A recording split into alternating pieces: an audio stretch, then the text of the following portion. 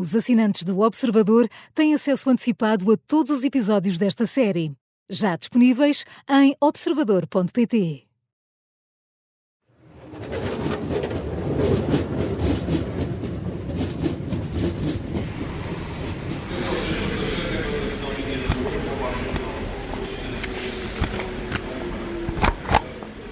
Finalmente, o carimbo no passaporte. Estamos na estação de Santa Apolónia, no centro de Lisboa.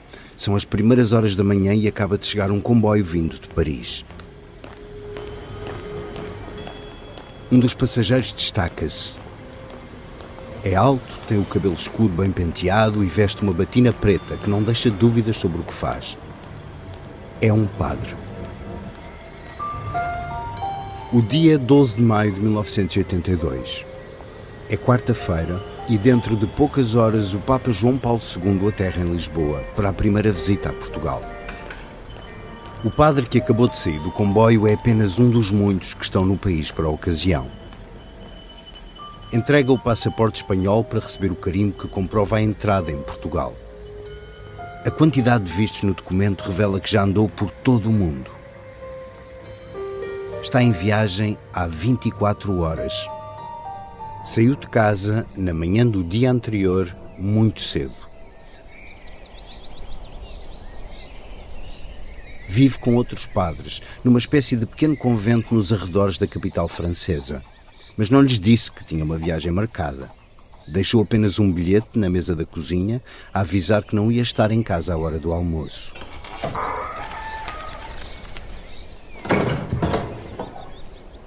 Depois, foi até ao centro de Paris e apanhou o comboio das 9 da manhã, direto a Lisboa. Assim que chega, o padre embarca logo noutro comboio, rumo ao Santuário de Fátima, onde o Papa João Paulo II vai estar à noite pela primeira vez. Por volta das 11 da manhã, já está no destino. Ainda faltam 2 horas e meia para João Paulo II aterrar em Lisboa e muitas mais para chegar a Fátima. Até lá, o padre espanhol vai pôr em marcha o plano que está a preparar em segredo há vários meses. Esta noite vai matar o Papa.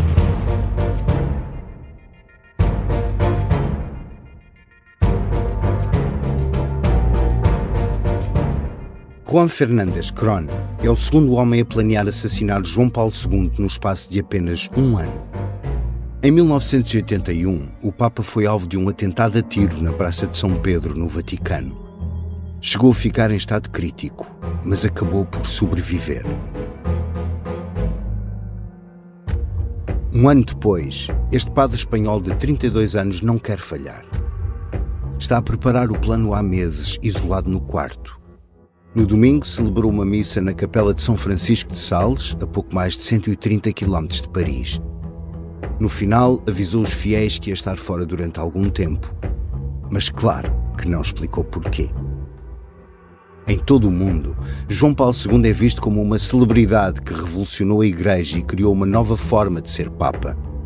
Mas Cron está obcecado com o comunismo e acredita que este Papa é o anticristo, que está a permitir que uma infiltração de marxistas destrua a Igreja. Por isso, está disposto a matar.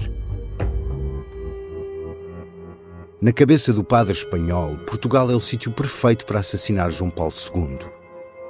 É que Fátima está na origem de um misterioso segredo que foi guardado durante décadas num cofre e que une os dois homens. Quando chega ao santuário, traz apenas uma pequena pasta castanha. Lá dentro tem um livro, algum dinheiro e uma faca. Não precisa de mais nada. Não traz uma muda de roupa, nem sequer marcou hotel. Cron não está só disposto a matar, também está disposto a morrer. Matar o Papa é uma série para ouvir em 6 episódios que faz parte dos Podcast Plus do Observador.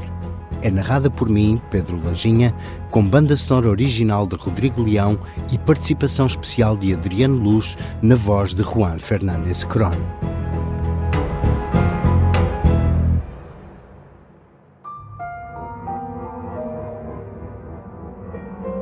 Episódio 1. O Anticristo.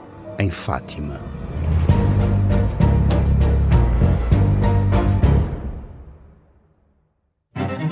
Nesta viagem emocionante, vamos ouvir uma história inesquecível. A cada episódio, o suspense envolve-nos, assim como a experiência única de movimento da Kia. Junte-se a nós nesta viagem. Kia, Movement that Inspires.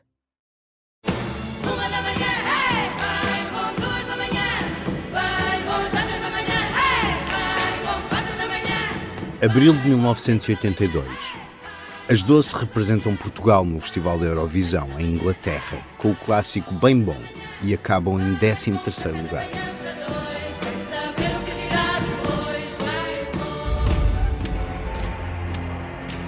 O país vive num clima de tensão política, na ressaca da primeira greve geral cumprida em democracia, apenas 2 meses antes. Inflação altíssima, perda de poder de compra, aumento do desemprego e uma economia a crescer muito pouco. Tudo isto vale uma forte contestação social ao governo de Francisco Pinto Balsemão, que é primeiro-ministro desde a morte de Sá Carneiro. O governo, que acaba de iniciar funções, recebe assim o legado dos 2 anos e dos 2 governos que imediatamente o antecederam. Apesar disso, os portugueses estão em euforia para receber o Papa João Paulo II, que vai estar em Fátima já no 13 de maio. Até agora, o país só tinha recebido uma visita papal. Nossa Senhora de Fátima se digna derramar sobre Portugal católico as mais copiosas graças. 15 anos antes, em 1967, Paulo VI, que foi o primeiro Papa a viajar com frequência por todo o mundo, esteve em Fátima para comemorar o 50º das aparições. Mas foi uma visita relâmpago. Esteve menos de 24 horas em Portugal e nem sequer foi a Lisboa, por causa da tensão entre o Vaticano e o regime de Salazar. Esta visita é diferente. João Paulo II vem 4 dias a Portugal. Há cerimónias marcadas para Lisboa, Vila Viçosa, Coimbra, Braga e Porto. Mas o momento mais importante da viagem será mesmo a passagem por Fátima para as celebrações de 12 e 13 de maio. As autoridades esperam 1 milhão de peregrinos. Por todo o país há obras em contrarrelógio. No Parque Eduardo VII, em Lisboa, está a ser construído um altar-palco com 35 metros de altura para uma celebração do Papa com os jovens portugueses. Uma celebração que há de inspirar João Paulo II, anos mais tarde, a lançar a Jornada Mundial da Juventude. Em Fátima, uma das principais preocupações das autoridades é a chegada de centenas de milhares de pessoas ao santuário. É preciso montar uma mega operação de segurança. Só a PSP envia 700 polícias de todo o país, incluindo do Corpo de Intervenção e agentes à civil. E a GNR coloca 500 militares em todas as estradas de acesso ao santuário.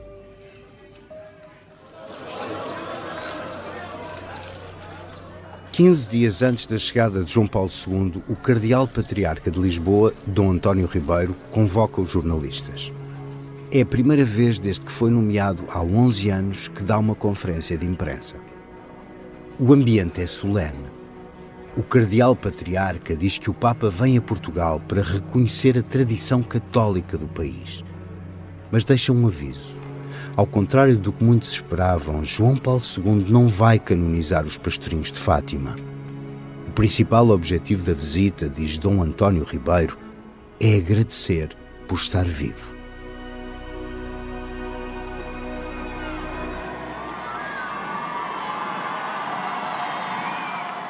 Estamos a 13 de maio de 1981. Deveria ter sido uma quarta-feira como as outras.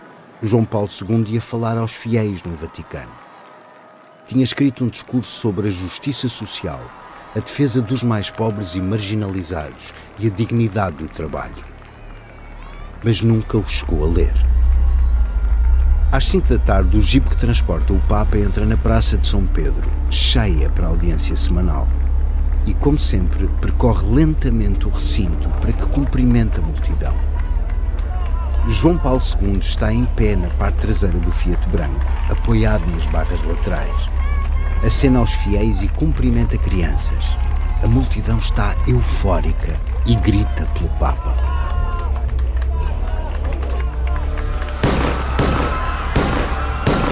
"17 minutos depois das 5 ouvem-se 4 tiros. Ninguém percebe ao certo o que acabou de acontecer. O Papa cai, é agarrado pelo secretário. O jipe branco acelera atrás da guarda suíça que vai abrindo caminho. O guarda-costas João Paulo II corre para capturar o autor dos disparos, que já foi agarrado por um grupo de pessoas. O Papa é transportado imediatamente para a Clínica Gemelli, em Roma. E os primeiros boletins clínicos não trazem boas notícias. O estado de João Paulo II é crítico. Nesta altura, poucos se aperceberam ainda da dimensão simbólica do que acaba de acontecer. Mas em Portugal, alguns mais atentos reparam num detalhe que os deixa assombrados. É 13 de maio. Rui Correia de Oliveira é um deles. É membro dos Servitas, uma associação de fiéis que tem a missão de servir os peregrinos de Fátima. Tinha passado toda a manhã desse dia no santuário, onde trabalha como responsável pela organização do recinto durante as peregrinações mais importantes. Não havia autoestradas, estava eu a caminho da batalha, como era normal para quem vinha para Lisboa, e com a telefonia ligada e veio a notícia do atentado. Ficámos todos estupefactos e muito curiosos de perceber o que é que tinha acontecido. Mas, obviamente, eu e os outros que vinham no carro comigo, dissemos que raio de coincidência, no dia 13 de maio. Na cama do hospital, João Paulo II há de ser alertado para isso logo no dia seguinte pelo secretário, o padre Stanisław Dziwisz. Quando acorda lá na Clínica Gemelli e o Monsenhor Dziwisz lhe diz: Santo Padre, olha que ontem era 13 de maio. Isto passou-se mais ou menos à mesma hora das aparições de 13 de maio de 1917. E o Papa ficou muito impressionado com o assunto. Para quem é crente, não há coincidências. Para o Papa, muito menos.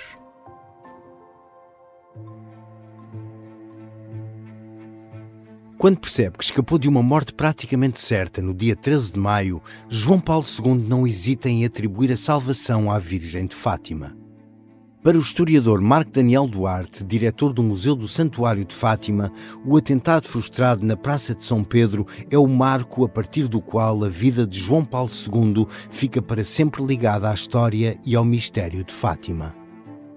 A bala andou pelos interstícios do Papa nos trajetos que os médicos não conseguem muito bem explicar e que o Papa, de uma forma espiritual, explica a partir de uma expressão muito interessante, que há uma mão materna que conduz a trajetória da bala dentro do seu corpo. E, portanto, ele assume-se como um protegido pela Virgem de Fátima. E, obviamente, isto abala o mundo católico e abala, obviamente, o próprio Papa. E, a partir desse momento, o Papa Wojtyła nunca mais deixa de olhar para Fátima. São precisas 2 semanas para João Paulo II ficar livre de perigo. O Papa continua sem poder regressar à atividade normal, mas ainda internado, grava uma mensagem na Rádio Vaticano que há de ser transmitida na Praça de São Pedro. Diz que perdoou sinceramente o homem que o tentou matar e que, entretanto, tinha sido identificado como Mehmet Ali Aka, um turco com ligações a um grupo radical nacionalista. He is described as a right-wing Turkish nationalist. He is under a death sentence in Turkey for the assassination of a newspaper editor. Convencido de que foi a Virgem de Fátima que o salvou, João Paulo II toma uma decisão. Em breve, quer ir ao santuário agradecer aquela intervenção divina. Exatamente 1 ano depois do atentado, em maio de 1982, o Papa está finalmente a apanhar um avião rumo a Portugal para cumprir esse desejo. Leva um terço com uma medalha com as 2 datas. Roma 1981, Fátima 1982. Quer colocá-lo nas mãos da imagem da Virgem Maria no santuário. O que não sabe é que à espera dele vai estar outro homem que também o quer matar. Annuncio vobis gaudium magnum. Habemus Papam. Há mais de um século que um homem tão novo não era eleito Papa. Sancte Romane Ecclesiae Cardinalem Wojtyła. Karol Wojtyła tinha apenas 58 anos quando foi escolhido para chefiar a Igreja Católica. O fumo branco saiu pela chaminé da Capela Sistina na tarde de 16 de outubro de 1978. A escolha do cardeal polaco surpreendeu os fiéis. Além da idade, era o primeiro não-italiano em quase 500 anos e o primeiro Papa da história a vir de um país da Europa de Leste, dominada pelo comunismo e por Moscovo. Como arcebispo de Cracóvia há mais de uma década, Wojtyła era um dos bispos mais influentes do bloco soviético. Escolheu o nome João Paulo II e em menos de nada transformou-se numa estrela mundial. Listen to his voice. Do not be afraid. Do not be afraid. Open up your hearts to Christ. A figura carismática, a capacidade para falar em público, o destaque que dava aos jovens e as viagens que fez a quase 130 países ajudaram a torná-lo uma celebridade. É isso que explica o padre Peter Stilwell, responsável pelo diálogo interreligioso no Patriarcado de Lisboa, que tinha estado a fazer um doutoramento em Roma no ano da eleição. O Papa João Paulo II projetava a sua voz, tinha jeito de ator, era capaz de controlar ali uma multidão imensa de gente. De vida eterna! De vida eterna! Mas havia outra razão para João Paulo II ser um Papa diferente. Danzig is incorporated into the Reich, and all Europe is aflame. World War II is a reality. Nazi regulars move up. Quando a Alemanha nazi invadiu a Polónia e deu início à Segunda Guerra Mundial, Wojtyła tinha 19 anos e estudava filosofia em Cracóvia. Chegou a ser operário em minas de pedra e numa fábrica de produtos químicos. Começou a estudar num seminário clandestino em 1942, durante a guerra, e foi ordenado padre 4 anos depois, já na Polónia comunista. Toda a vida adulta de Karol Wojtyła foi passada na Guerra Fria e essa experiência foi determinante. To znaczy klucz do rozumienia tej wielkiej I podstawowej rzeczywistości, jaką jest człowiek. Como padre, bispo, cardeal e papa, João Paulo II nunca deixou de tentar dar voz à Igreja do Silêncio, os católicos que viviam no mundo soviético, comunista e ateu. O pai foi morto durante a Segunda Guerra Mundial, depois conheceu, por assim dizer, o regime comunista a ser implantado a seguir à Segunda Guerra Mundial na Polónia. Subiu rapidamente para bispo. No início do Concílio Vaticano II, ele é um dos mais novos bispos no concílio.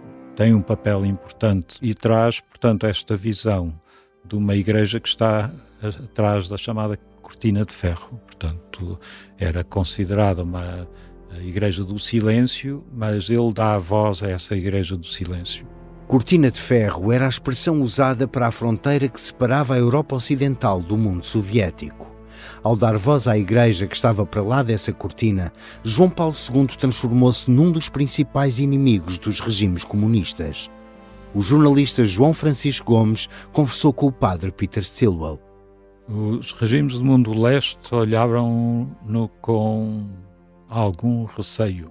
Aliás, depois a acusação é de que o atentado em Roma teria sido estimulado, querido por alguém de um dos regimes do mundo de leste. E, portanto, a teoria que foi o KGB, né? Exatamente, mas nunca se provou nada, mas que o senhor Aliaca terá sido lançado por alguém. Não foi só por sua autocriação. E, portanto, isso, do ponto de vista dos regimes de leste, havia a noção de que o Papa podia ser perigoso porque podia mobilizar.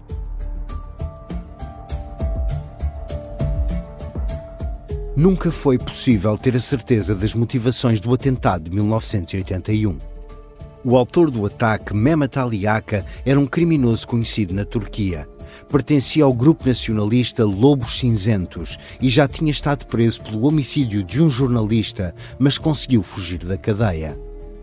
Em 1979, quando João Paulo II visitou a Turquia, Ali Yaka fez a primeira ameaça de morte ao Papa. Chamou-lhe líder das cruzadas e prometeu vingança por um ataque a uma mesquita em Meca que dizia ter sido feito por americanos ou israelitas. Depois do atentado na Praça de São Pedro, Ali Yaka multiplicou-se em versões sobre o que aconteceu. Primeiro garantiu que tinha agido a mando do KGB.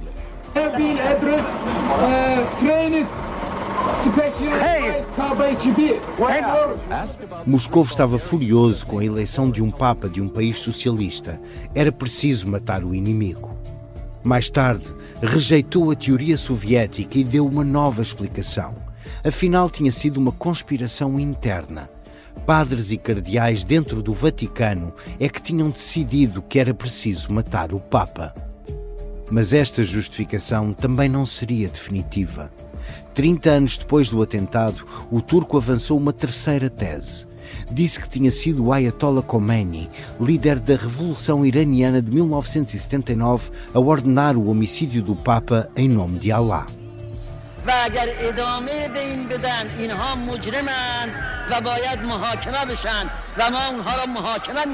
Nunca foi possível provar nenhuma destas versões.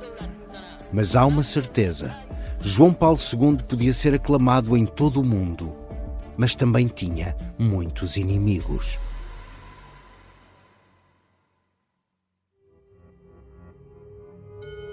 A partir de maio de 81, nós começamos com a expectativa de dizer o que é que vai acontecer. Será que o Papa vem a Fátima? Será que não vem?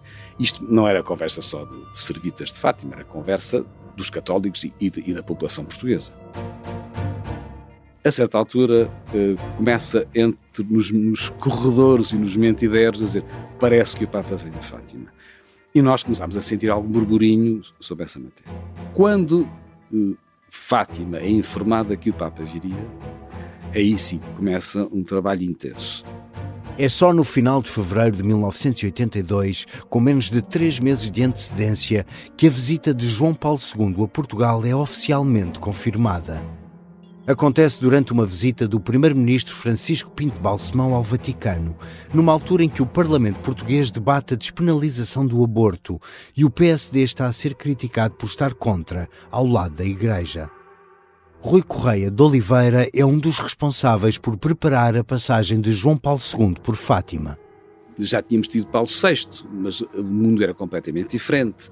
Ainda por cima um Papa que tinha tido um atentado. Portanto, punham-se questões, as clássicas, as questões logísticas, as questões de saúde, a cobertura de saúde, punham-se as questões de abastecimento de água para multidões, punham-se as questões da segurança. O santuário é um enorme recinto aberto com capacidade para 500 mil de pessoas. Não há barreiras físicas que impeçam a deslocação dos fiéis. E com o Papa será ainda mais difícil controlar a multidão.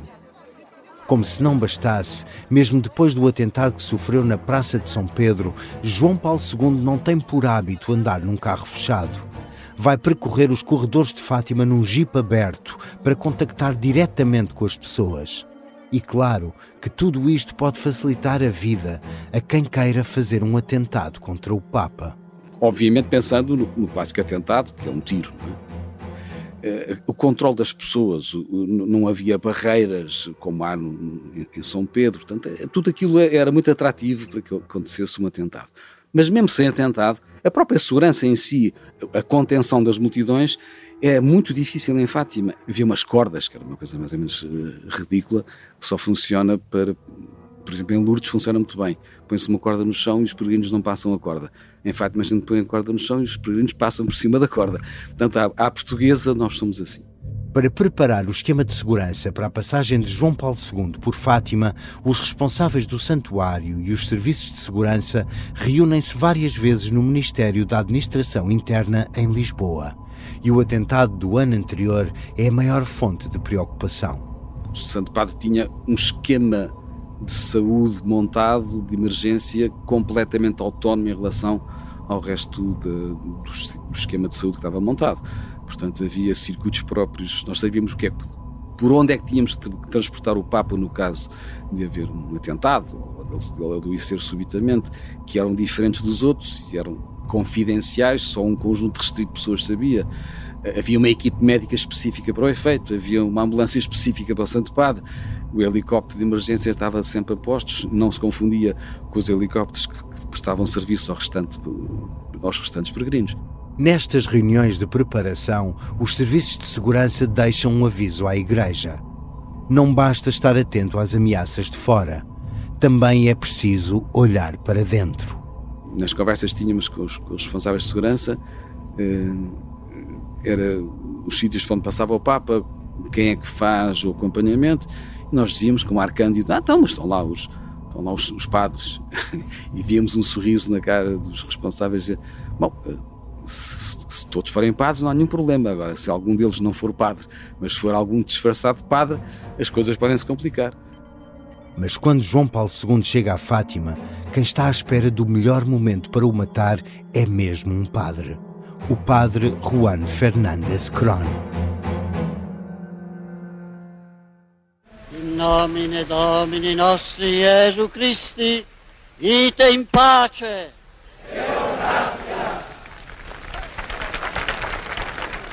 8 de dezembro de 1965. A Praça de São Pedro está cheia. É o último dia do Concílio Vaticano II. Estão aprovados e assinados os muitos documentos que resultaram de uma reunião que durou 3 anos e que juntou em Roma todos os bispos do mundo. No total foram quase 3.000. O Papa Paulo VI encerra o concílio com a consciência de que está a começar a história de uma nova Igreja Católica. O impacto mais visível é a mudança na própria missa, que deixa de ser celebrada em latim com o padre de costas para os fiéis e passa a poder ser feita nas línguas de cada país. Lecture des Actes des Apôtres. En ces jours-là, les apôtres restés à Jérusalem, ayant appris que la Samarie avait fait bon accueil à la parole de Dieu, e envoyèrent en mission Pierre et Jean. Mas a reforma foi mais profunda. Tão profunda que houve um bispo que decidiu que era preciso resistir. Sommes persuadés que le bon Dieu est avec nous et qu'un jour la vérité se fera, peut-être bientôt. O líder da resistência conservadora chama-se Marcel Lefebvre e um dos discípulos mais fervorosos que o vão seguir é Juan Fernández Crón. Lefebvre é um arcebispo francês missionário que passou grande parte da vida religiosa em África e que no início da década de 60 foi escolhido para superior-geral da Congregação do Espírito Santo. Participa no Concílio Vaticano II, mas faz parte da minoria que vê naquelas reformas a ameaça do modernismo. E um dos grandes perigos é o de reduzir a autoridade do Papa e com isso condenar a Igreja à irrelevância. Como lembra o padre Peter Stilwell, há um documento do concílio que choca especialmente com as ideias de Lefebvre, aquele em que a Igreja defende que os Estados permitam liberdade religiosa aos cidadãos. O Lefebvre foi um dos que votou contra isso. Ele tinha sido missionário, tinha sido um papel importante nos padres espiritanos, na missão em África. Toda a estrutura mental dele era que aqueles que não eram batizados iriam para o inferno e, portanto... Era preciso batizá-los à força e, portanto, isto agora dizer que vale tudo era ir contra a doutrina da Igreja. Fora da Igreja não havia salvação, era preciso dizer isso alto e bom som. Para Lefebvre, esta era a conclusão mais inaceitável do concílio. O arcebispo francês achava que só havia uma verdade, a da Igreja, e ela devia ser imposta pelo Estado. Mas para o cardeal Wojtyła, aquela era a conclusão mais importante do concílio, porque o futuro Papa João Paulo II vem da Polónia, onde a Igreja é perseguida por um regime comunista e ateu. Ali só poderia haver católicos se houvesse a liberdade religiosa que a Igreja agora passava a defender. São posições irreconciliáveis. Marcel Lefebvre não aceita as transformações na Igreja e tem de fazer alguma coisa para as combater.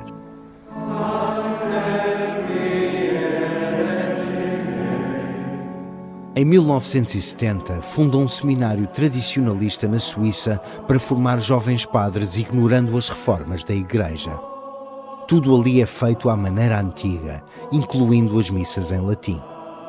São os primeiros passos da fraternidade sacerdotal de São Pio X, que se há de tornar a mais poderosa organização de oposição à Igreja moderna. A partir daí, começa a ruptura com o Vaticano. O Papa Paulo VI proíbe Lefebvre de ordenar novos padres. Lefebvre não aceita e acaba suspenso pelo Vaticano. Au nom du Père et du Fils et du Saint-Esprit, ainsi soit-il. Dentro da fraternidade de São Pio X, tudo é solene, grandioso e místico.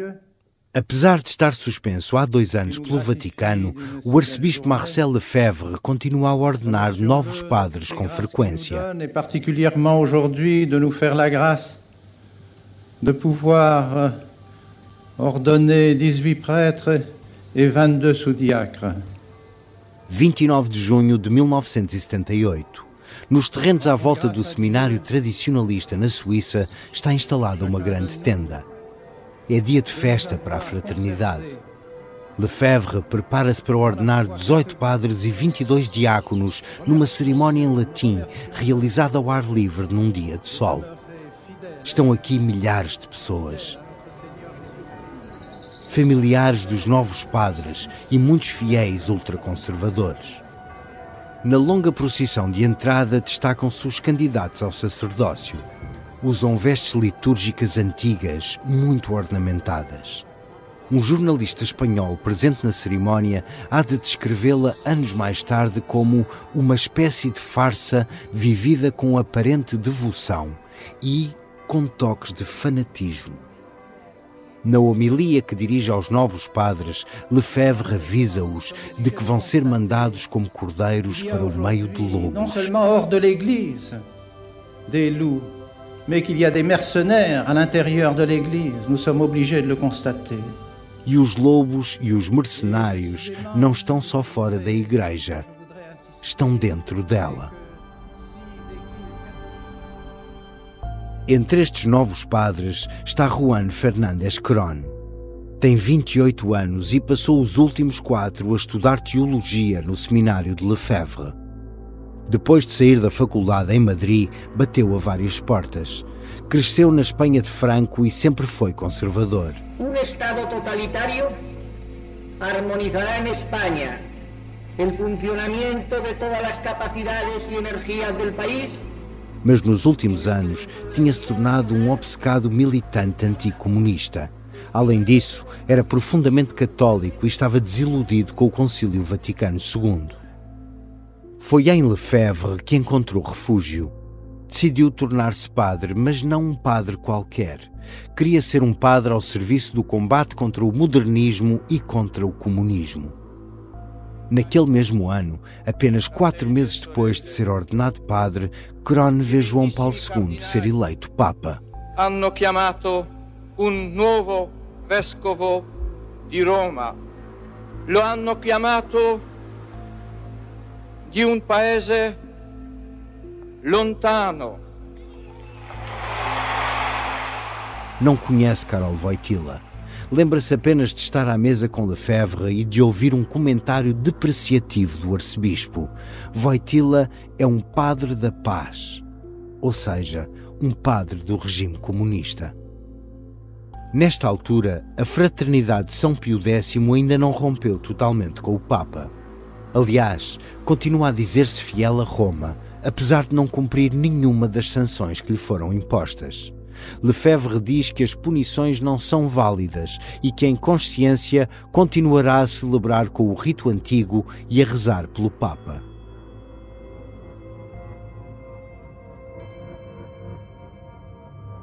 Mas pouco a pouco, o padre Cron vai mais longe e começa a radicalizar-se contra João Paulo II. Acredita que o Concílio Vaticano II é, na verdade, uma legitimação do comunismo. Diz que João Paulo II é um agente marxista no Ocidente. Para ele, uma das principais provas disso é a encíclica sobre o trabalho e os direitos dos trabalhadores que o Papa começou a escrever ainda antes do atentado na Praça de São Pedro, em 1981. Naquele texto, João Paulo II critica o comunismo, mas também alerta para os perigos do capitalismo. O padre Cron tem 32 anos e vive em Paris quando lê a encíclica. Nesta altura, já detesta o Papa, mas aquele texto ultrapassa todos os limites. Algum tempo depois, quando explicar as razões que o levaram a decidir atacar João Paulo II, Cron há de descrever a encíclica como sendo de clara inspiração marxista. Diz que o Papa não tem escrúpulos, mas acredita que João Paulo II vai contra a doutrina da Igreja e decide que não vai ficar a assistir a isso. Minha obsessão era o marxismo. A minha obsessão era o marxismo. Não tanto a aproximação aos protestantes ou o ecumenismo, mas a aproximação católica ou marxista. Era a minha obsessão. A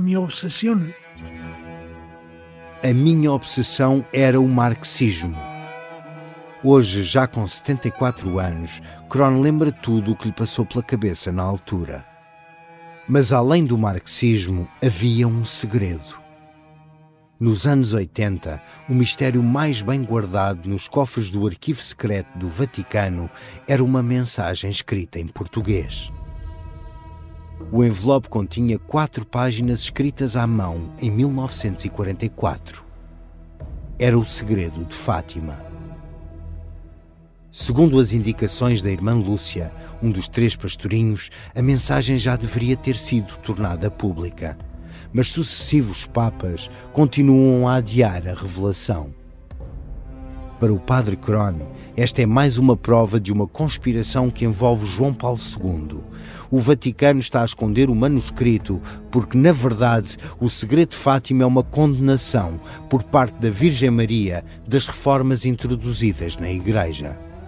Daí até acreditar que João Paulo II é um antipapa e uma encarnação moderna do anticristo não há de tardar muito. E se João Paulo II é o anticristo, é preciso derrotá-lo. Estamos nos primeiros dias de outubro de 1981. João Paulo II já voltou à atividade normal depois de recuperar do atentado de há 5 meses. O padre Cron está em casa a ver televisão. Un attentat perpétré, semble-t-il, par des éléments de sa propre armée. Há uma notícia de última hora. E é por causa dessa notícia que toma uma decisão que lhe há de mudar a vida. Vai matar o Papa. Mas essa é uma história para o próximo episódio. No próximo episódio.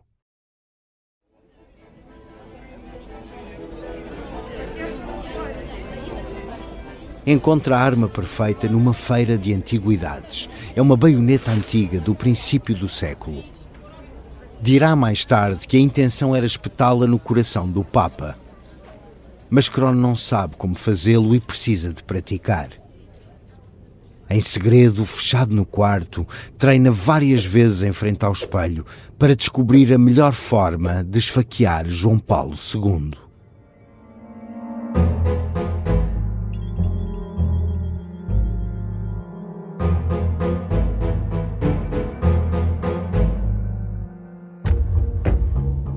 Matar o Papa é uma série para ouvir em 6 episódios que faz parte dos Podcast Plus do Observador. É narrada por mim, Pedro Lajinha, com banda sonora original de Rodrigo Leão e participação especial de Adriano Luz na voz de Juan Fernández Cron. O guião e as entrevistas são de João Francisco Gomes. A sonoplastia é de Bernardo Almeida. O design gráfico é de Miguel Ferrazo Cabral. A edição é de Tânia Pereirinha e João Santos Duarte. A coordenação é de Miguel Pinheiro, Filomena Martins, Pedro Jorge Castro, Ricardo Conceição e Sara Antunes de Oliveira.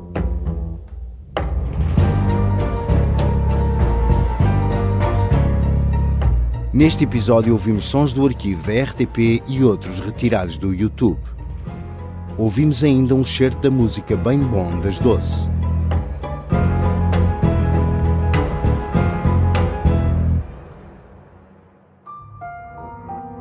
Podcast Plus do Observador.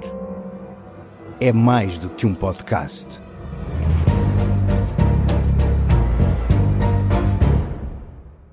Os Podcast Plus do Observador têm o apoio da Kia.